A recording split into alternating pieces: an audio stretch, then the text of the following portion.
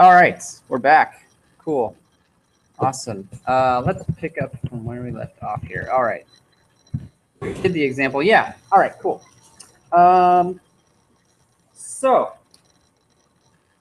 let's talk about the performance and accuracy of this particular version of the problem that we've been talking about. We're going to do this for a very large number of objects, right? So where is our computation time primarily going to be spent, do you think? Where's the bottleneck here? Summing up the forces on people.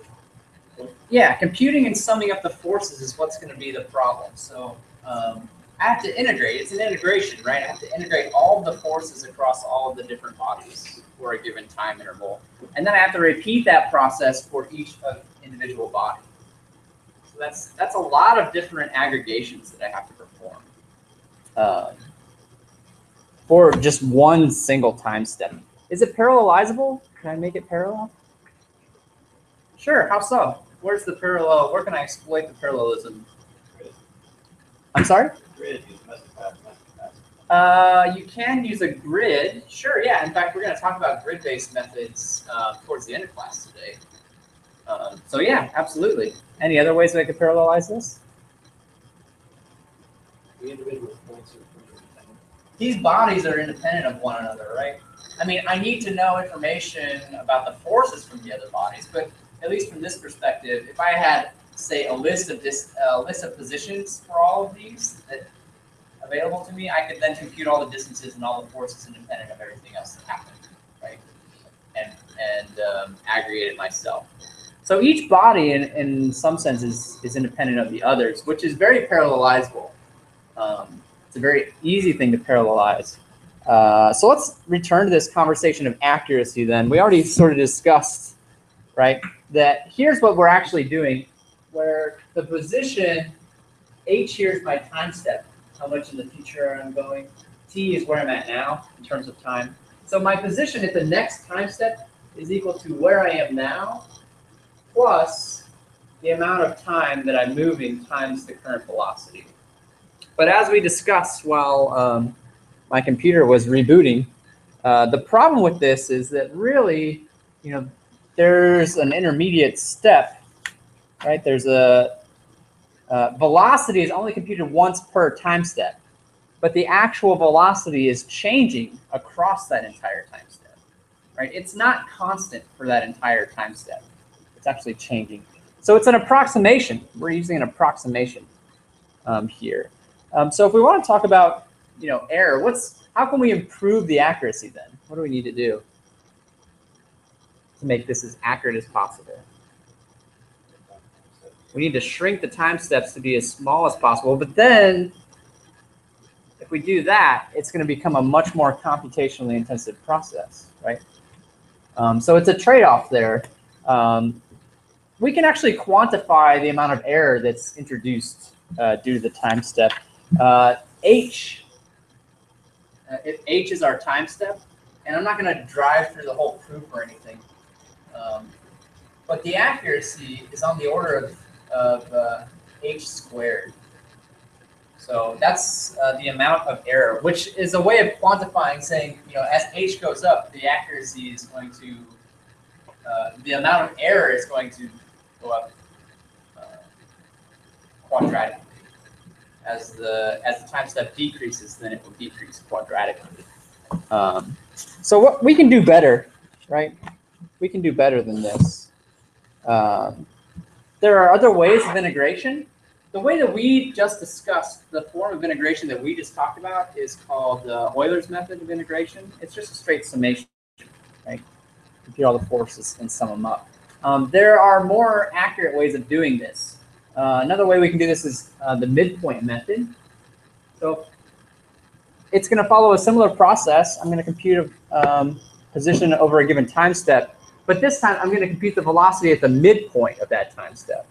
So I'm going to try to estimate or compute the velocity at 1/2 of the current time step, with the idea that it will be, since it's the midway between the beginning and the end of the time step, it will on average be more accurate than using the same velocity from the beginning of the time step all the way through to the end.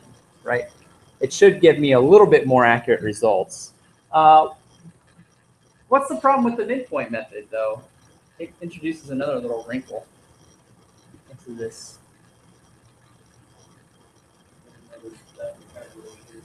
Right, so my velocity computations and my position computations are now out of sync. My velocity is going every half cycle, right? On every cycle on the half step, and my positions are going to go every cycle on the exact steps. So they're out of sync now. They're no longer synced up with one another, which adds some additional complications to the problem. It's more computationally intensive because of that fact. And then finally, we can use a typical Runge-Kutta, which is I'm not going to go over that exact algorithm here. You've probably already seen it before if you've ever taken a differential equations class or something of that nature, which is, again, even more accurate than Euler's method or the midpoint method, which is really, the midpoint method is just a version of Euler's method. Runge-Kutta will be even more accurate still, but again, the trade-off here is that it will be more computationally intensive as well. So we do have options available to us. Just to kind of give you an idea of the accuracy here, this plot is a little tricky to decipher, so I'll help you out. In fact, there are other methods on here that we didn't talk about. The black bar that you see down here towards the bottom, and they all spike up at this point for some unknown reason. This black bar down here is the accuracy for Runge-Kutta. You see this is epsilon, error, quantification of error on the left axis. And then this is the number of, this is time on the x-axis here. So you see that Runge-Kutta, the error over time remains roughly constant despite this spike. You see then for red, that's going to be the midpoint Euler method. You see here, still increasing. It looks almost quadratic, but by less of a factor than this purple guy that's off, clearly quadratic off by itself in its own horrible world of inaccuracy, which is the traditional Euler method. All right. Let's talk about some other ways that we can make this algorithm better from a performance perspective. We've got a few different techniques. The way that we talked about it using Euler's method is very straightforward, very easy to comprehend, very straightforward. If we think about things from a different angle, try a different method, then we can actually get even better performance out of it. So the first way I want to talk to you about when it comes to improving performance are these tree methods. In fact, I'm going to focus on Barnes-Hut, which is a very famous, very, very famous algorithm. But have any of you heard of Barnes-Hut, used Barnes-Hut for anything?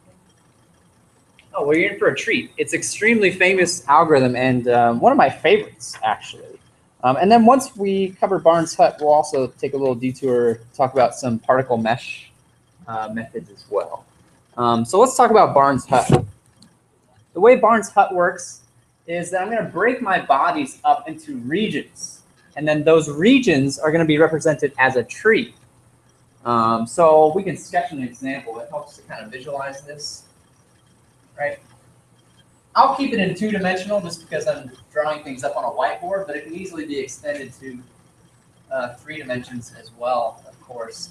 So if this is my space that I'm working with, this is my overall total space, I can drop, a bunch of bodies in here.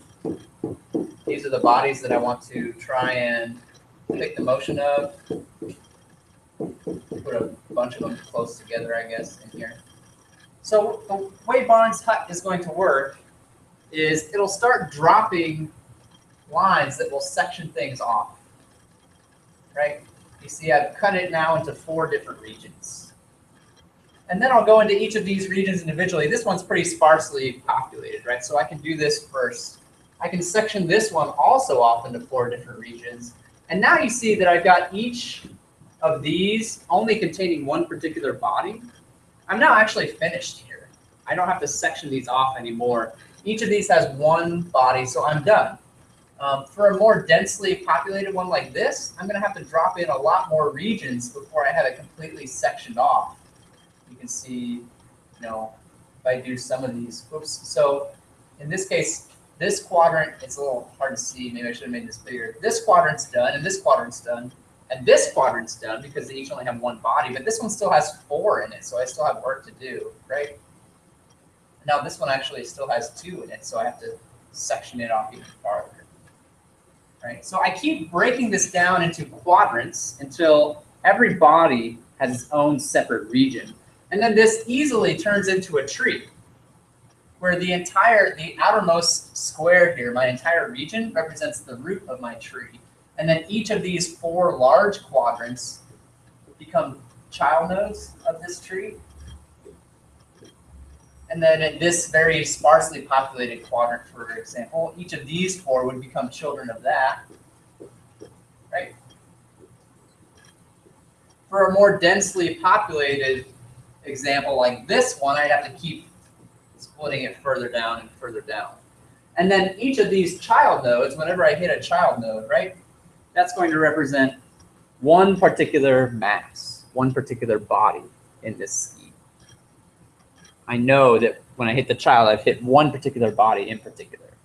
So it's a quad tree. It's always going to be 4 children because I'm splitting up into quadrants, right? Always going to be 4 children per node.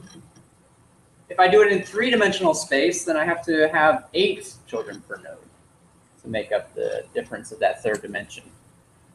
So this is the tree that we're going to use then to represent our system. We haven't talked about how this helps make things better. Let's talk about how we actually run the n-body problem using this structure. So the first thing that we're going to do, once we have our tree constructed, for each of these nodes, which again represents a particular region, right, in our space, we're going to compute the center of this and the diameter. How big is this particular region? How far across is it? So I need to know the size, right? And then once I've constructed this particular tree, well, we already talked about tree construction, actually. So I'm going to skip on to, here's a more realistic example showing this sectioned off for, I forget, I used to know how many bodies were in this example. Several hundred at least. You can see all of these sectioned off into their own regions. And so then once I have this, here we go. This is the slide I was looking for. To actually compute the problem, what we do is I'll compute the center of mass for each of these regions. So if I'm looking at one of these larger quadrants, I have to take all of its children into account to compute the center of mass. If I'm looking at a child node, that's easy. It's just going to be the position and mass of the body itself for that particular center of mass. Once I have the center of mass for each of the regions, for each of the nodes of my tree, I can use those to compute forces. And this is where the performance really comes into play. This is where we save clock cycles. For each body, so for each child node, for each leaf node rather, I'm going to start doing a depth-first search from roots. And for every node that I hit, I'm going to ask myself, or I'm going to ask it, how far away are you from me? And if it's really, really far away, if it's really far, then I'll just use this aggregated center of mass for my force calculation. I won't bother using the individual child nodes for that particular value. If it's close to me, if it's relatively close to me, then I will traverse its children and ask for the individual centers of mass of the children. So the idea here is that if I'm looking at this planet down here, these particular bodies are going to have much more of an influence on my motion than these over here, right? Would you agree with that statement? And so I can aggregate all of these as one, body that's very far away and use that aggregate to represent all of these, and then still use the individual bodies for the ones that are actually close to me.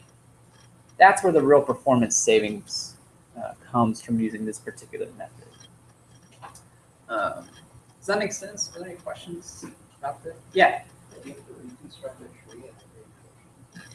You do have to reconstruct the tree. Yep. After every iteration. That's correct. Absolutely. Notice again, you know, I'm saving time here by aggregating things together and using those aggregates. But when it comes to computing the forces, I'm still just doing a lot of summation. I'm still, in fact, using the same methods that we talked about from before. I'm still going to use Euler's method or Runge-Kutta or something else to perform those aggregations, right?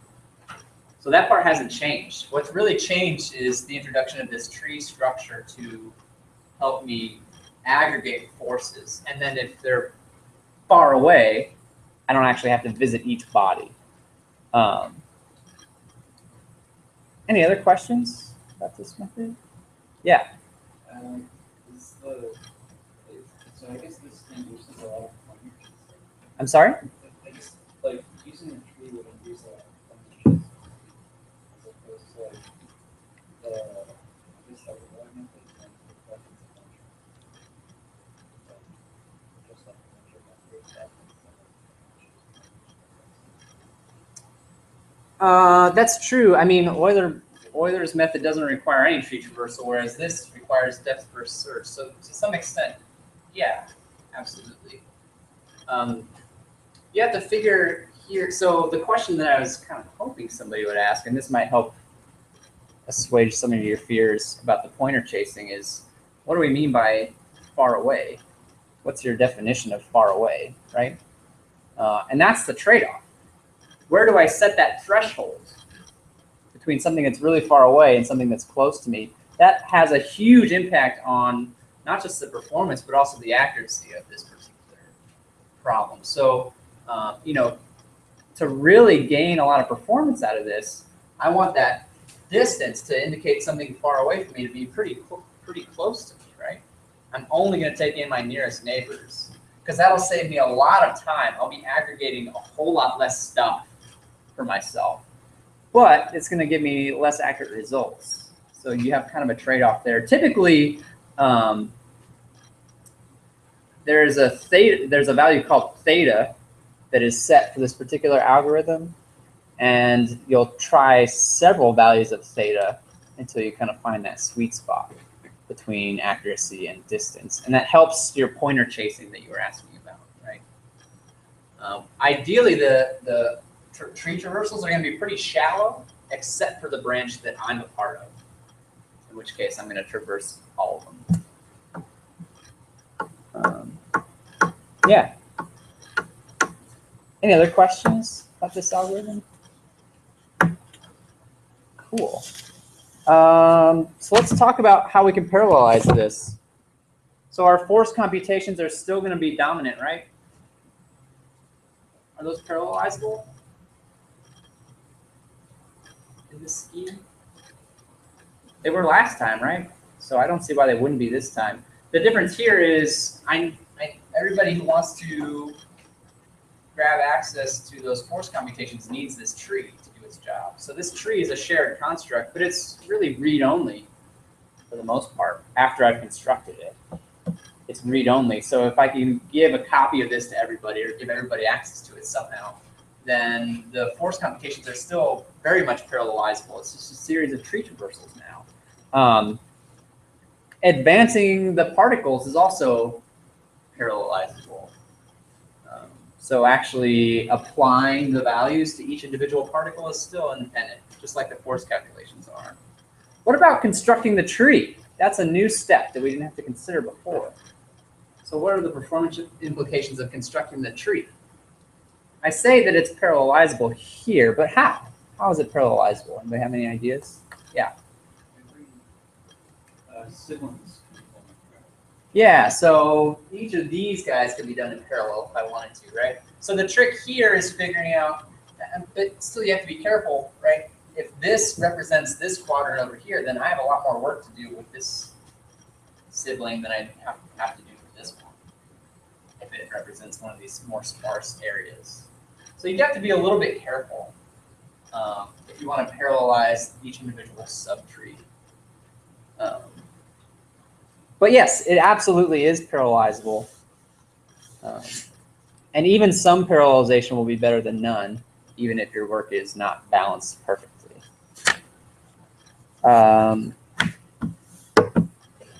Some other kind of performance implications of this algorithm. What about locality? What do I mean by locality?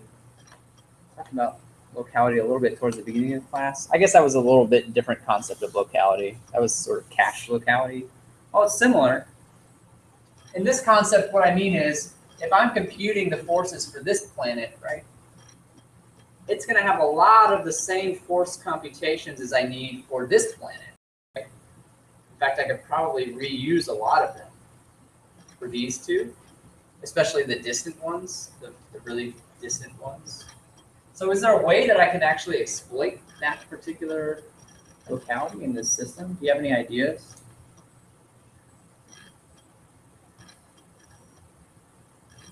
Think about our structure.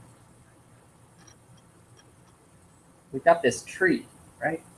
We've got this tree structure. And I know that if two things are close together, they're going to share a parent at some point. The closer together they are, the farther down the tree that parent is going to be, most likely, right? So, you know, these two guys are going to share a parent that is relatively close to the bottom of the tree compared to this guy and this guy, right? So really, when I'm dividing up the work, I want to try and keep the neighboring planets as close together as possible. This is called tiling the tree. We'll actually break this tree up into what are called tiles, basically subtrees of bodies that are close together, so that we can then try to exploit reusing a lot of those computations and not have to recompute them across multiple processors. And then finally, load balancing, we can talk about that too. So for some of these, like this guy, the computation is going to be pretty easy because most of the planets are very far away, right? So most of these are going to be aggregated together as a single body. But then for something that's right in the thick of it, that's got a lot more nearby neighbors, I'm going to have a lot more computations to perform, a lot more force computations to perform, right? So this is going to take more work if I'm in the middle than if I'm out on the edges somewhere. However, I think, and this is kind of where we make the stretch here, this is where we try to exploit some features of the problem. I think you might agree with me if I say, you know, this guy is, for the next time step, is likely to be about as far away from everything as it is now, right? It may get a little closer, it may get a little farther away, but really it's going to be about as far away from everything as it was before. And the same is true even for these points down here. They're going to be in the middle of everything still probably the next time around, right? And so what we can do is, for the first iteration, we'll try and low balance it as best we can. We'll divide it evenly by the numbers of bodies. But then we'll count how many force computations we actually need for each one and record that value, so that then the next time around, when we have to divide up the work, we can use those counts to help us split up the work. It's a cost, right? Those force computations become a cost equation. And so we can start assigning bodies to processors when our cost gets to be up to, you know, the total number of computations divided by the total number of processors. Then I say, okay, that's about as much work as you can handle. I'm going to move on to the next processor now, right? Cool. All right. Cool. Let's talk about overall performance then. So the first method we talked about, the official name of it is particle-particle method, right? That's the version without the tree, just the regular straightforward version. What's the performance going to be like in this version? Anybody figure it out? You've been paying attention. I already kind of told you. N squared, where n is what? Where n is, I'm sorry? The edge value, it's the number of bodies, right? How many planets you have? I think I heard somebody over here say that. Yeah, it's n squared because I have to visit, for each planet, I have to visit each other planet. So I have the number of planets times the number of planets, right? So it's going to be n squared. Any idea what Barnes Hut brings this algorithm down to? It's going to be better, right? I wouldn't have talked n log n. Yeah, you just pulled it right out. How do you know? It's a tree. Yeah, it's tree traversal. Yeah, absolutely. So that's a pretty drastic savings, right, in performance from n squared to n log n. I'd take that any day of the week. The downside of Barnes Hut, of course, is still that we don't get away from using Euler's method or midpoint method or whatever, which was the case of some accuracy issues in our code. So that's kind of the drawback of Barnes Hut. The last way that we can solve this problem that I want to talk to you about is actually different from the first two. It's going to be a particle mesh. And so what we're going to do for this particular version of the problem is we've got our field with all of these bodies, right? We can consider this to be, instead of splitting this up into regions with one body per region, what we might do instead is just draw a uniform grid over the entire thing. Right? We're going to draw a uniform grid over the entire space. And now what that allows me to do is for any given point in the grid, I can examine, the bodies that are nearby. Right? I can use this as kind of a center of mass to some extent, and I can aggregate everything that's nearby and then use that as kind of a local aggregate point to generate the forces across this entire grid space, right? So those are called potentials. We're actually computing, a grid of potentials across my entire grid space, which I can then convert into forces that will allow me to move the bodies across the field.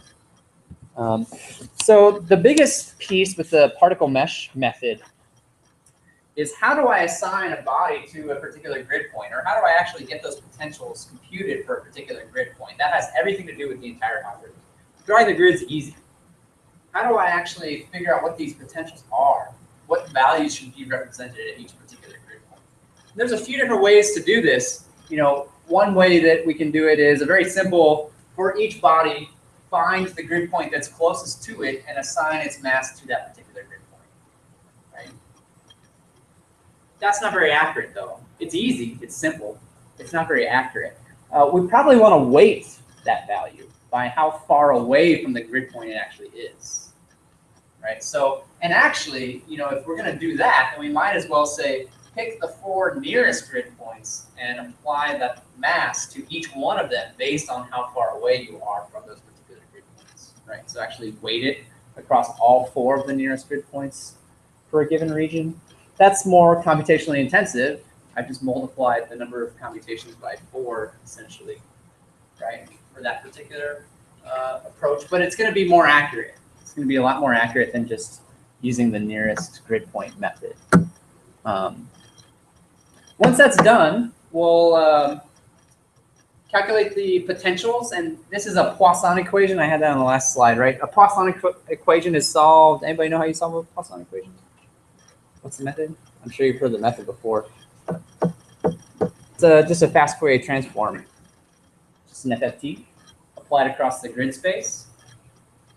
And so that will give me the potentials. I can turn those potentials into forces and integrate the forces for each particle. Again, using the same integration techniques that we used for the previous 2, right? How does this affect our accuracy? What's going to determine our accuracy under this scheme? Yeah, grid size. How many points do I have? How far away are these grid points, right? How small or large is my grid? That's going to determine the accuracy here. What's the performance? What's the bottleneck of this performance? Is it going to be the integration this time? What am I actually integrating? In this case, I'm integrating across a grid now, right? So the integration actually becomes a lot easier under this scheme. That's kind of the advantage. That's where we get a lot of performance benefit from. Any idea where the bottleneck's going to be this time around?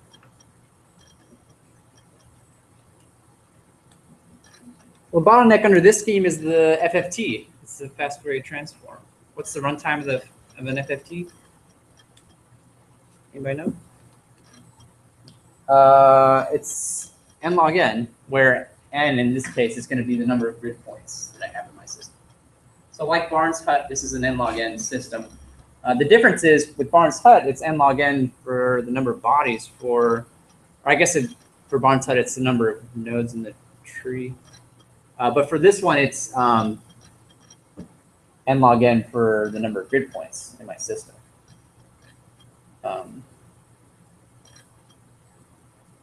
Can this be parallelized? What do you think? And if so, how? The answer is clearly yes. We wouldn't really be talking about this if the answer was no. But how? What are the parallelization? What's the parallelization point here? Only really got two choices, right? It's either going to be the bodies, like it was last time, or it's going to be the grid points. What do you think it's going to be? Yeah, it's going to be the grid points this time around. For each grid point, I can figure out the nearest bodies. Well, I guess it depends. For the first section, it's still going to be the bodies, because I have to decide how each body contributes to each one of the grid points, right? But once I've got that step finished, then it's parallelizable across each individual grid point for the fast Fourier transform. Right. Cool. Any questions? So solve 3 different ways of solving this problem. Let's talk about an actual concrete implementation of this. I've posted this paper on the course website. This is a fascinating read. The K computer is what's being used to solve this particular problem. The K computer is currently number 4 on the top 500 list. It actually was number 1 back in 2011. So it was the fastest computer in the world for a while. It's now number 4. It's in Japan. And just to give you some quick specs, it's 80,000 8-core chips. So you can do the math there, roughly 640,000 cores, give or take a few, right? So hundreds of thousands of cores. The max petaflops, it's got 4.4 petaflops here. That's for the n-body problem, which is not necessarily the max petaflops that it was able to achieve for LinPack, for example. I actually don't have that number. It's probably on the very first slide, actually, if I go all the way back. K computer, number 4, 10.5, right, for the LinPack benchmark. Interestingly enough, it uses Spark processors. So it's using Spark, which is still alive and well within the field of high-performance computing, not so much in personal computing anymore, right? But back to the paper, you see they were able to achieve, whoops, here it is. They were able to achieve 4.4 petaflops with an n-body simulation that used 1 trillion bodies, which is just insane to think about. But these weren't your typical bodies. The way that these bodies didn't represent planets, they represented neutralinos, which if you're not a physics fan, neutralinos are a candidate for the representation of dark matter. A lot of space is represented by dark matter, stuff that we can't actually see, but we can tell that it's there, right? So one theory is that neutralinos are what actually compose dark matter. And so they wanted to simulate how these neutralinos move around in in space, right? And so they simulated this for 1 trillion bodies.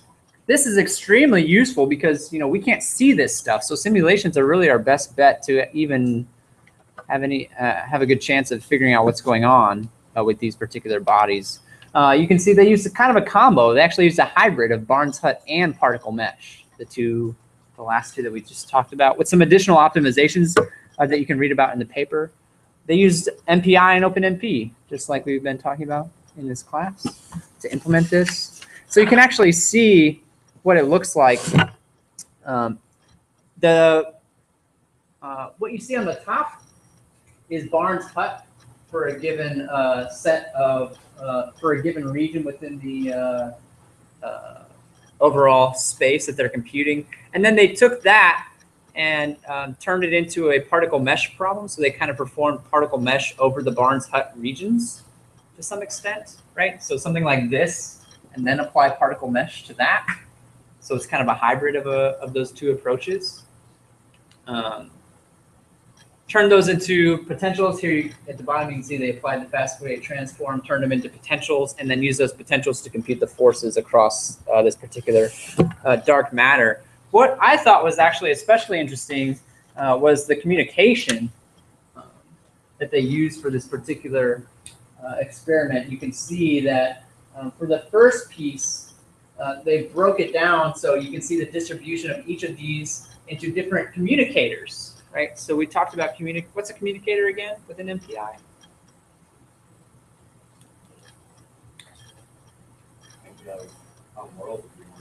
MPI COM world is one. So what does MPI COM world represent? Yeah, so it's the global communicator, which means it contains every process. Right, so if I have something that's not a global communicator, it only contains a subset of my processes. What does that imply as part of my program? Yeah, so I'm going to have communication that only can take place between these particular processes themselves, right? So a communicator is just something that facilitates processes talking to other processes.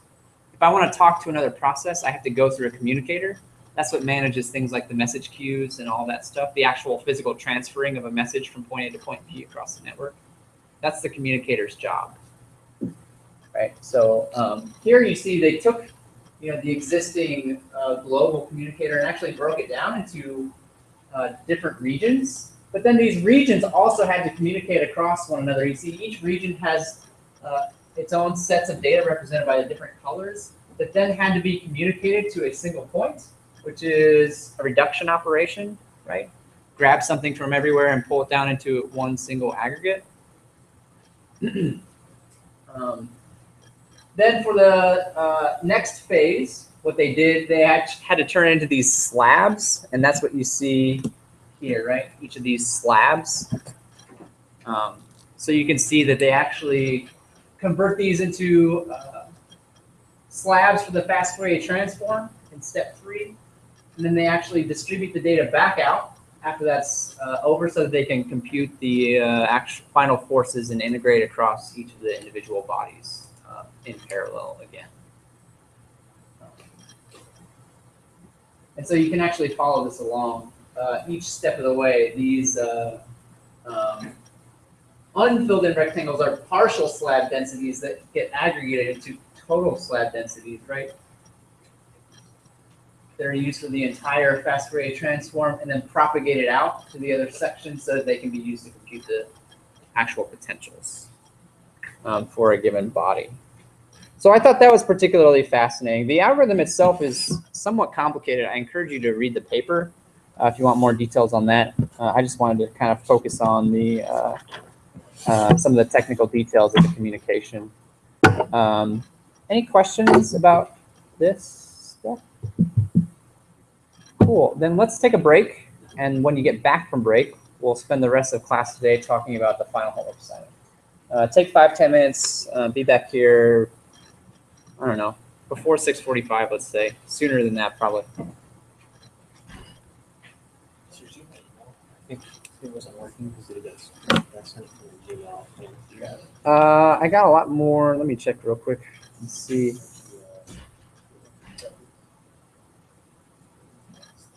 Yep. I got it.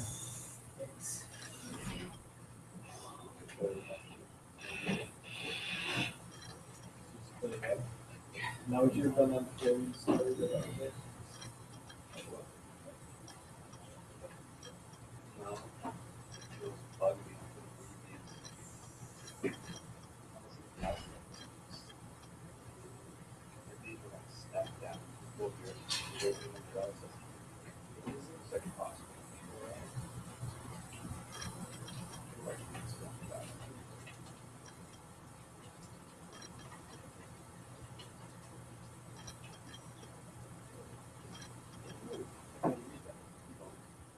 like.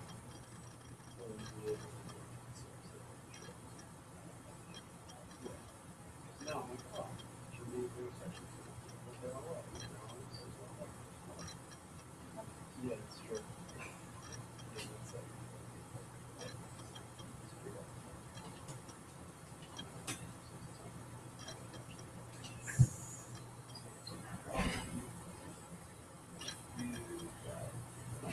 So you just log it as a grid.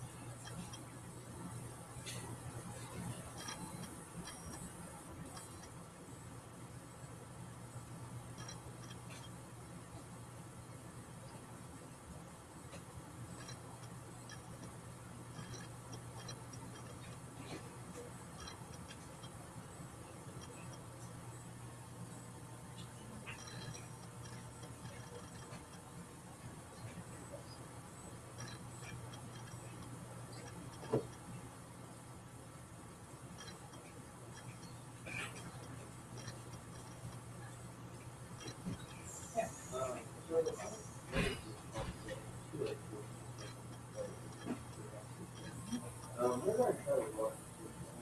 Yeah, Yeah.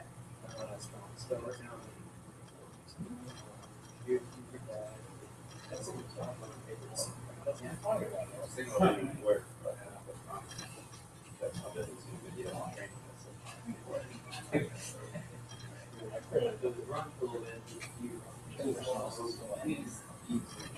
I believe it was a orange. There's like an Alamo set. Yeah. Yeah, somebody else No, that's not what he said. He said, it's like, yeah, you need to tell him. Yeah, I need, For the. Right. Compare. Okay. You know, I think that you both did it for the very long Put that error in Here's what I did. Yeah, so I said here, okay, ready to use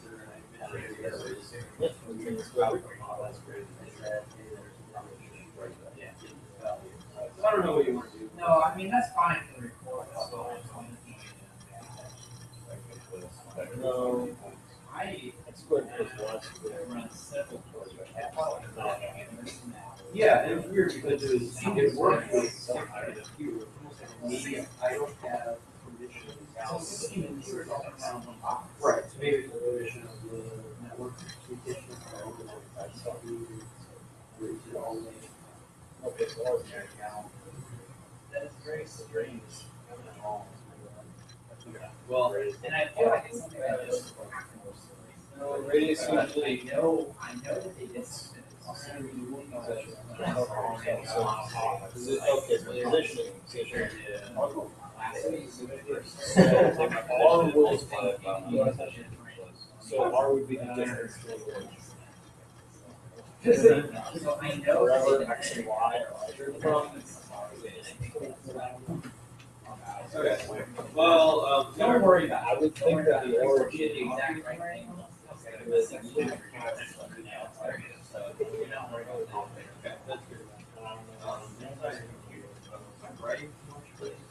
acceleration. I mean, That's what position vector is. Position vector is. yeah, and that might be. Right. The only reason I said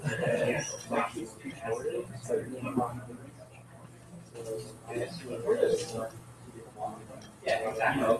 The content matters. It's like Right, X so I mean, squared you the same thing. Y squared plus Z squared squared. Sure.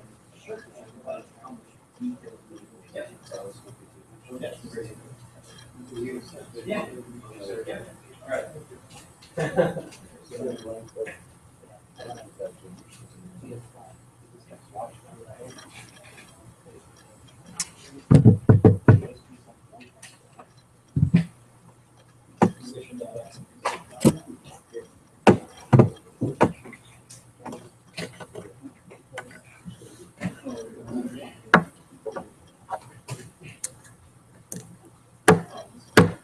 Alrighty, let's talk about this homework assignment, and then you'll probably have some time to get started on it at the end of class too. So of course it is going to be an n-body problem. Oh, I needed to fire up the machine. Let me do that real quick here and fire up a machine so that we can actually run this. While that's loading up, I'll pull up the write-up.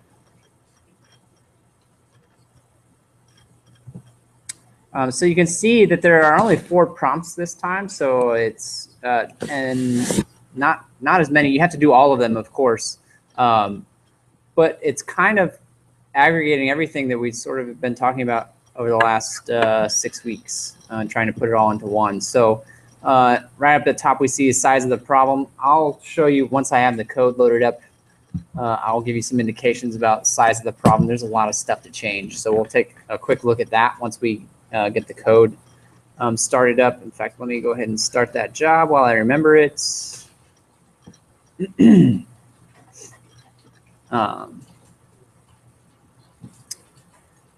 Number 2 is that classic question: how does it perform as the number of nodes are varied?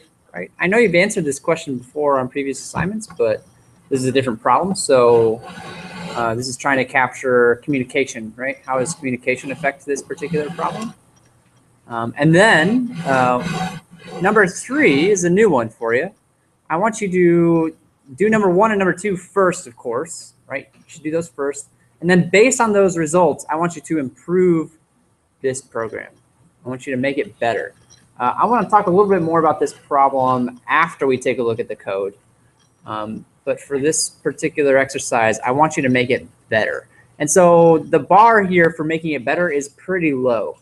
I'm not expecting you to, get a drastic improvement here. Even if you can show me a minor improvement, that's good. Or honestly, I mean, even if you can't show me an improvement at all, you should at least try a couple things, document what you tried and why you tried them, right? Tell me what you did and why you did them.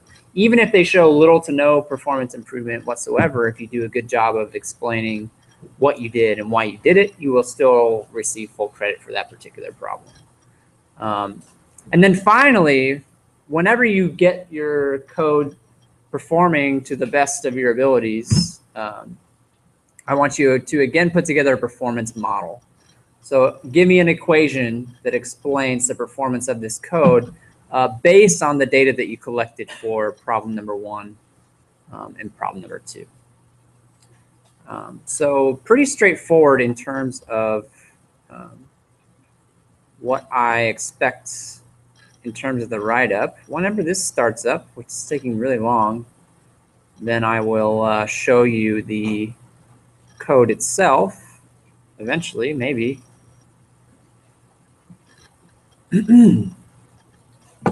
No? Why is it taking so long? Did you guys hog all the boxes? Somebody running a cluster job right now?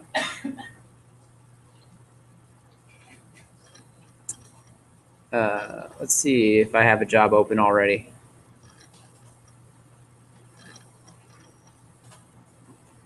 Yes, this is what I want. Give me this job, please. Give me the thing. There we go. All right.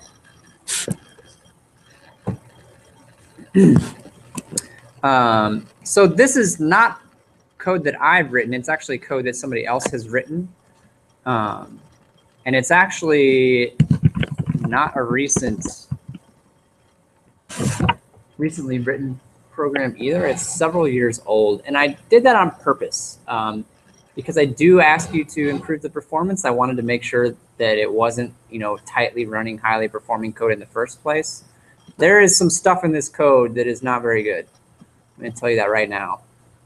There are definitely some areas that can use some improvement within this code, right?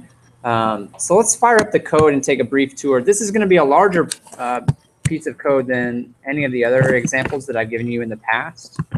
So I'll just do a wget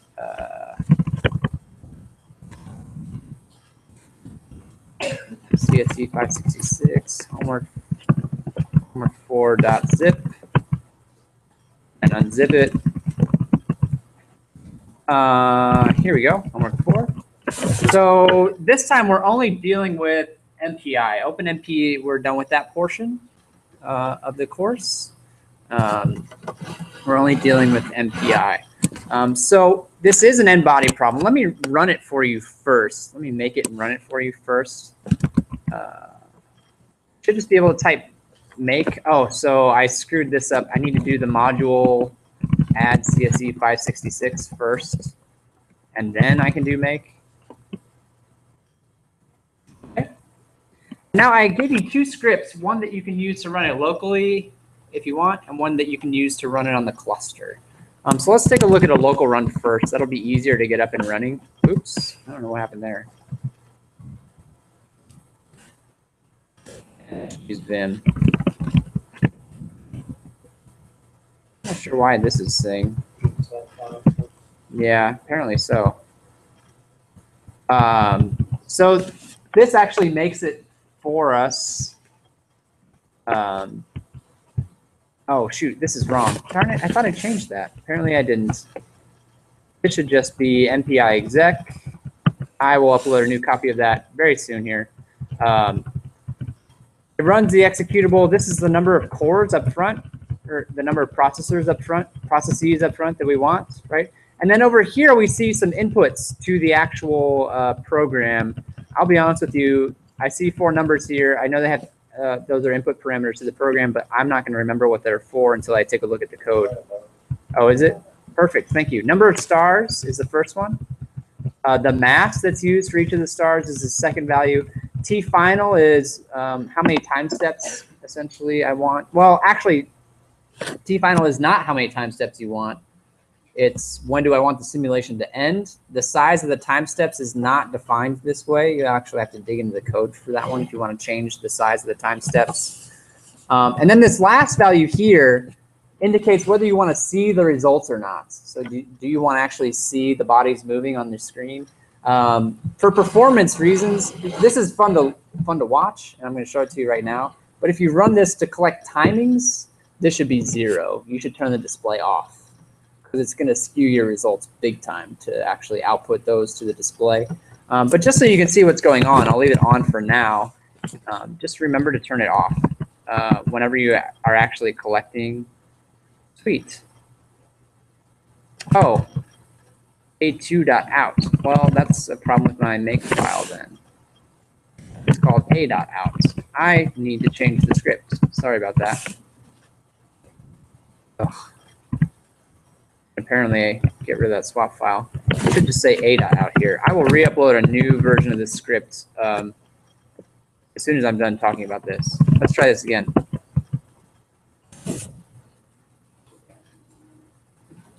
So there it was. That was it. What are you actually looking at here?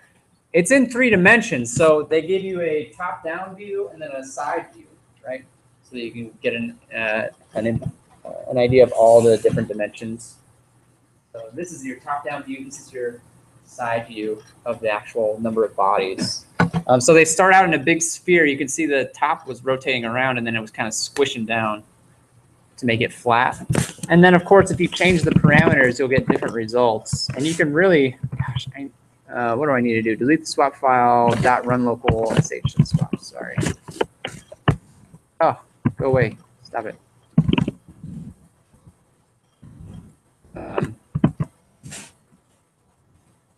You know, the more stars you add on to this, of course, the more interesting it gets, and the more computationally expensive it gets as well. So now you can see it's starting to struggle a little bit under the weight. But it's pretty cool. Made a similar shape. Oh, wow. Anyway, sorry. I get dazzled by the output there. Do the different shapes have different? That's a good question. Why don't you take a look and tell me in your report? That's a great question. Yep. So it does spit out a wall clock time here that you are more than welcome to use as your metric. Of course, you are welcome to use the profilers we've been using as well, Scalasso or otherwise, for this too. So that's not a. Those are all available to you, just like on previous assignments. Let's dig in and take a look at the code real quick. The main method is in gal.cpp. So we should probably start there. So you can see this code was written, it looks like in 2002. So it is fairly old code. Once we get past all these includes and stuff, here's our main method right here. Right? So we're going to set up MPI, which makes sense. And then here, for rank number 0, this is what's actually going to take our timing information. This application uses a client-server kind of approach to solving this problem, a client-server approach to communication. So the method that you see here, run server, notice that only process number 0 is going to do that. There's one server. If I'm not process 0, then by default, I'm a client. I'm on the client side. We'll take a look at how that works. That stuff is actually in a different file, so we'll take a look at that in just a little bit. Yeah. So this takes care of all the timing information, et cetera, and then finalizes NPI. And so we see this is going to be managing all of our input arguments. There are some default arguments that are set, like, okay, so here's an example. Default method is iMethod Euler. So iMethod is what it uses. That's what they call the midpoint method for Euler. So it looks like it's going to try to use that by default. Or is it? You should actually take a look at the code and make sure that that works the way it's supposed to. G dynamic, what was the type on that? I think it's type, where was that? Is that a global variable up at the top here? Yeah, model data, which we're going to take a look at in just a second. Model data that hold all of the different information about the actual galaxy, the system that contains our bodies. We'll take a look at that in just a second. Whenever you see G dynamic, that's referring to the model itself. Here you can see is the embedded variable for the time step. So if you're interested in how the time step affects performance, that's what you're looking for here. I don't know why they didn't expose it as a command line argument. They didn't ask me, so that's fine. And then I'm going to skip the next chunk of code down here because this all has to do with the display, the graphical display. I don't care about any of that stuff. In fact, for your optimization, optimizing the graphical display doesn't count, so just don't even worry about it. You should just completely ignore this code entirely. So all of this is just GUI stuff, which I'm not worried about. This is also GUI stuff. There is one little chunk down here at the bottom. You can see we've got 3 different methods that we can use for computation. So you see Euler's method here, the typical Euler method, I Euler, which is going to be what they use for the what they call midpoint method, and then Runge-Kutta is the final one down here. So we talked about all 3 of those, right? So that might be an interesting thing to do. Let's take a look at the performance impact of those 3 different integration methods potentially. And then the client side stuff is kind of down here. The real client side stuff is elsewhere. So you can see deriv's client is the method that the client is primarily in charge of running. So what's going to happen, right? The server is going to tell the clients to keep computing derivatives, keep computing equations until it sends this exit flag, and then finally they quit. Yeah, set up and finalized. It's not worth taking a look at. Model data might be of some interest to you. It's not as exciting as some of the others, but we can take a quick look at the model data file. You can see it's a class that contains some information about the galaxy. So here's all the default information that's changeable within the system, either via command line arguments or by just changing them yourself in the code if you want to. And then it initializes. So this code down here is stuff that you probably shouldn't mess with. And there's probably not, honestly, a lot of performance enhancements that can be done here either.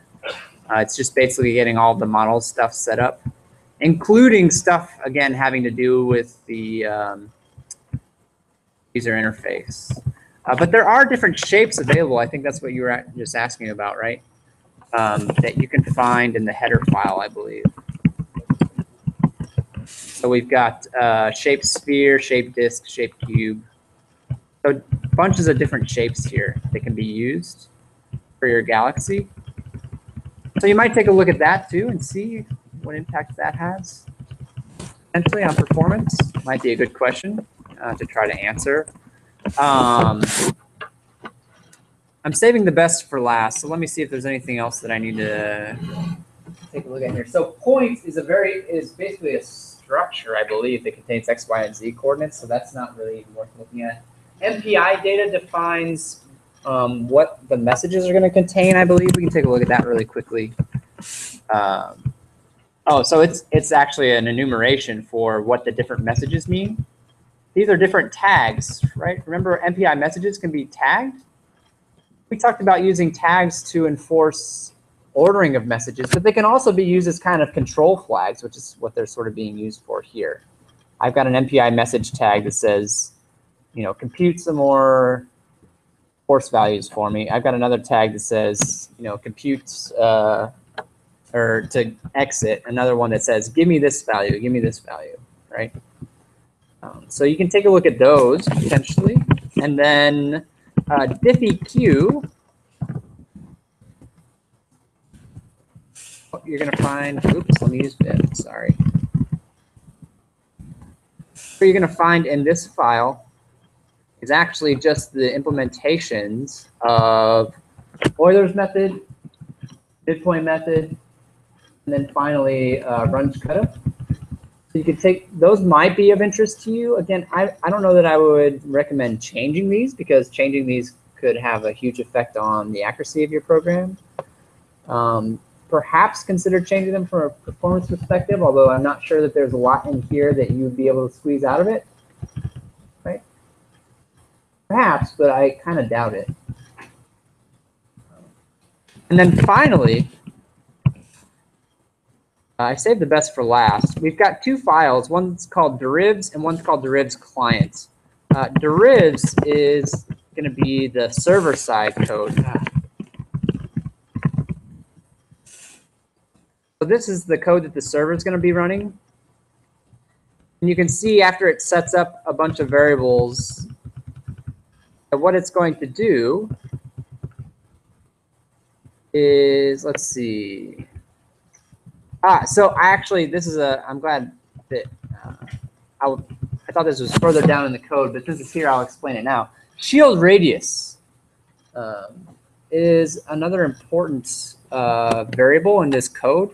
So the shield radius, what it represents is that if I have two bodies that are exceptionally close together, like very, very close to one another, we can approximate those, or we can kind of assume that those represent the same body to an extent.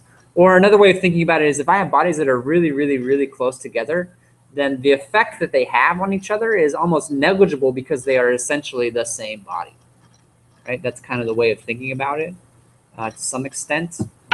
That's sort of a watered down version of what it means. But so the shield radius then says, if there are bodies that are too close to me, I'm going to essentially ignore them as part of the computations. So by changing the shield radius, if I make the shield radius larger, I'm going to ignore more bodies, right? I'm not going to do any force computations for the bodies that are within that shield radius.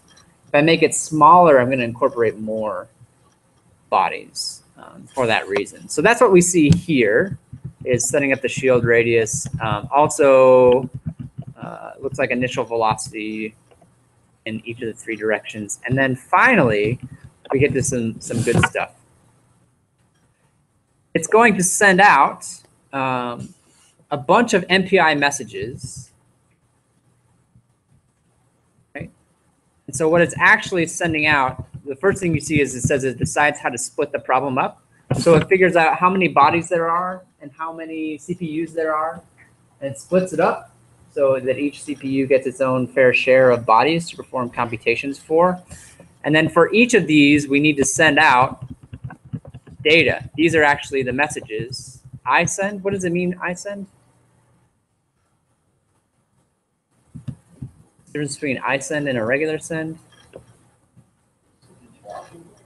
I send is, it has to do with blocking. Which one's which? Do you remember? I send is non-blocking, so it's gonna start the send, but it's not gonna sit there and wait for the data to leave. It's just gonna keep moving. And so what we see is it's sending off messages. It's also including these tags to indicate what the client should be doing, right?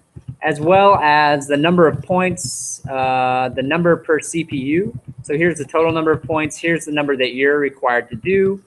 Here's gravity. Here's the mass. Here's the shield radius. What's this last value here? Pass X, which is, I guess, the number that you should start at, right? X should be computed up here. Where is X? Where is X coming from? You can pass once to each processor. X is already up here, so map points derivs X terms of points rather than X under. Oh, X is position. Yeah. So it chunks all the work up, and then it distributes that work to each of the individual processes. And then after it sends all that information out, the server itself has its own chunk of work to do. And so that's what we see down here. This section down here is what's actually going to perform the computations. the force computations. You can see that they compute the distance, they update the velocity, right, by the forces, and then they update the position for the given values. Ah, I see. So number per CPU is an array, and it contains the starting point for each CPU to actually count from, it looks like. So number per CPU is the starting index, and then, or I'm sorry, it's the ending index, it looks like, actually. And then endpoints is how many we actually, or endpoints is the total number of points, yeah. Well, that's not quite right. Let me think about this. Well, let's take a look at the client-side code. The client-side code is actually going to look pretty similar with some slight differences. Can't do that. So here's the client-side code, and again, it's going to be, oops, that's not the client-side code. That's the server-side code again. Here's the client-side code, and it's going to look very similar. We receive all of these messages from the server, and then we compute.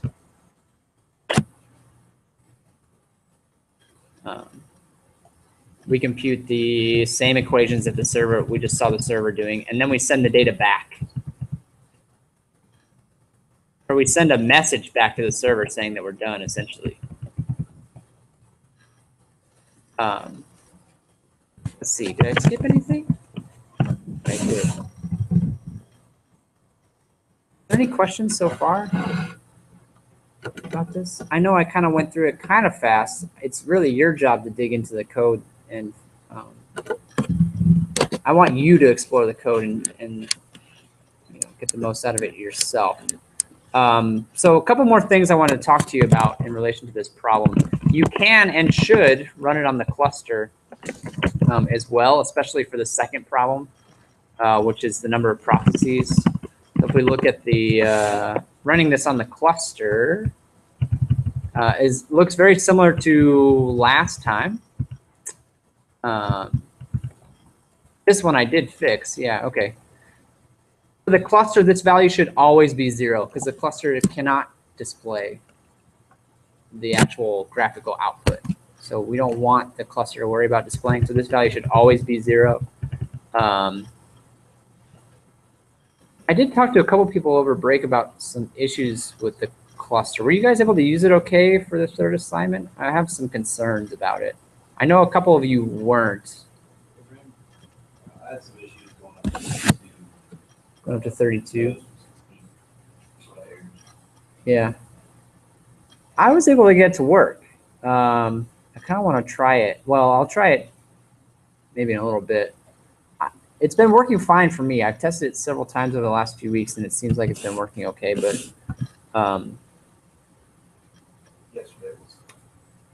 and I think they did something to it this week. I think they made some changes to it because starting yesterday, I did start to see some more issues than normal.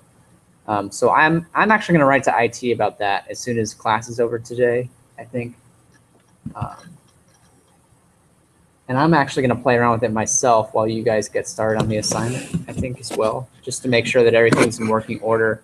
For this last one in particular, I guess it's not particularly important if you can't use the cluster. If you can just go up to 16, that's probably fine.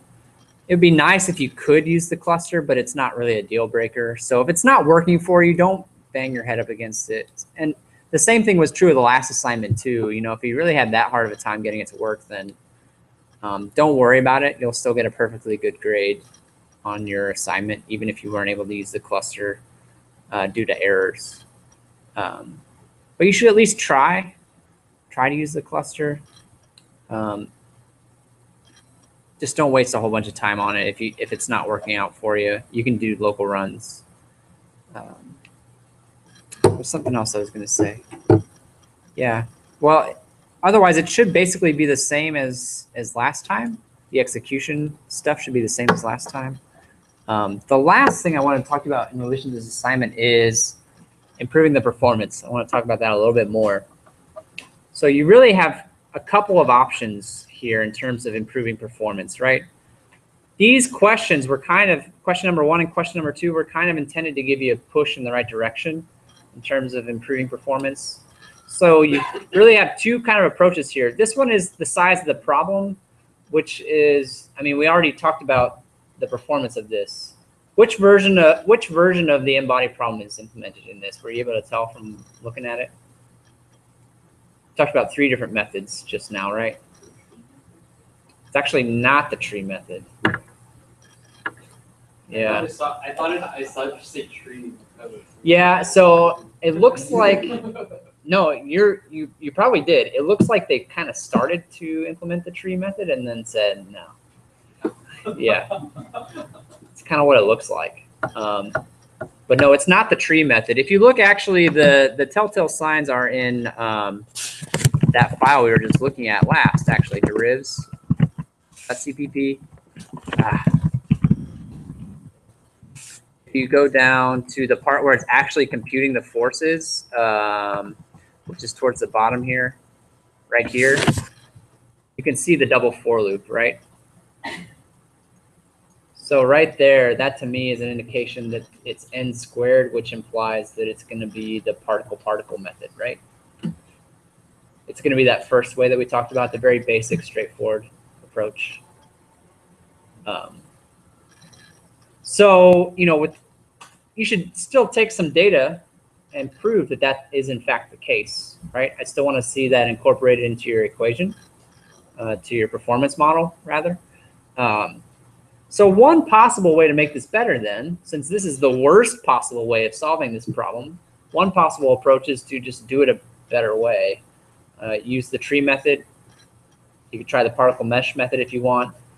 You're welcome to use any libraries that are at your disposal, so don't feel like you have to write all this stuff from scratch. If you want to go find an FFT library, then go find an FFT library. That's fine.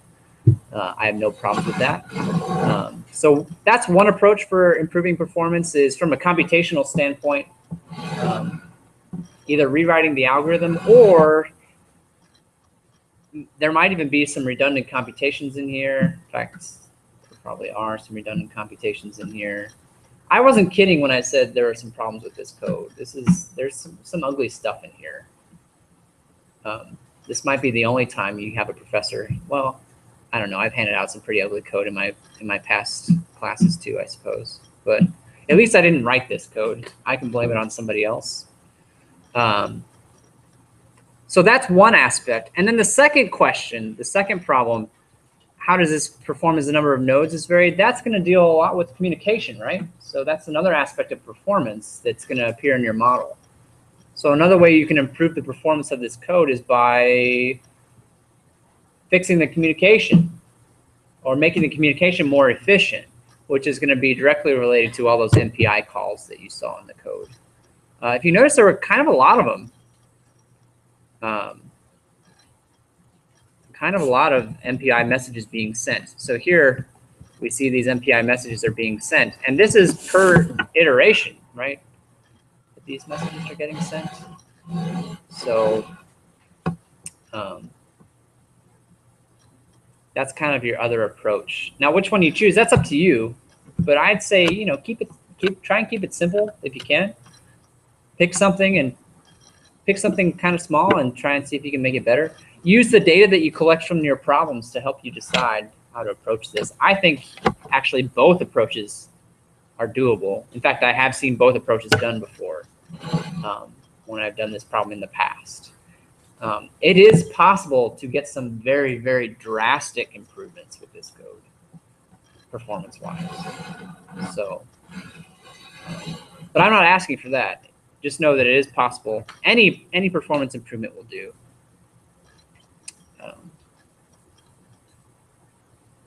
Cool. All right. Are there any questions for me about this code, about this assignment, about anything at all? The problem? Anything?